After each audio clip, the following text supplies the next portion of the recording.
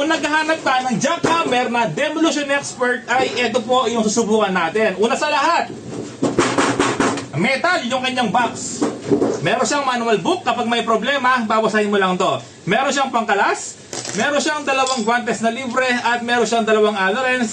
Meron lagay ng langis. Meron po siyang, ito yung inahanap natin, meron siyang extra na carbon brush. So kapag napudpod, hindi ka na mahirapan sa pagbili. Kasama po yan. At ito yung napansin natin, alloy yung kanyang housing. Gasgasin natin. Ayan, alloy talaga. Tara, lapit para maipakita natin sa inyo na sinasabi natin na alloy. Ito yung alloy na sinasabi ko, mga repairman. Yung iba kasi dyan ay plastic. Ayan, oh.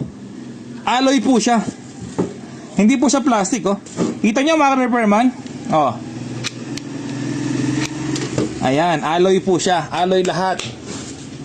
Paano nga ba ilagay yung kanyang talim? Kailangan malaman mo to para may idea po kayo. Ito, kasama yan. Libre, ha. Ito, meron siyang kasamang flat. Meron siyang kasamang, alam ko, pointed. Pointed, no? Meron siyang kasamang pointed.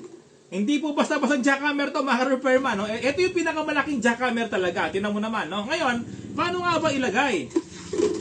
Kung mapapansin po ninyo, hindi siya pantay yung pagkakabilog, no? Medyo flat po siya dito. Tapos, ito naman, medyo square po siya. Yung flat, yung ipapasok mo dito. Ayan, pagpasok mo dito, mahuhugot yan kung hindi mo siya ilalak, di ba? Oh, mahuhugot yan. Ang gagawin natin, ilahin mo lang to, ilipat sa kabila. Paano nga ba? Ito po, ha. Ilahin ko, tapos ikot, tapos lock. Hindi mo may mahuhugot kahit na anong gawin mo. Mahuhugot mo pa lang yan kapag inikot mo ulit. O, di ba? Ngayon, susubukan natin, no? Hindi po tayo pwede magsira sa daan kasi makakasuhan tayo. Ito po yung ating sisirain, no? Ito, yung solid na blocks na yan, no? Ay, semento. Ito na!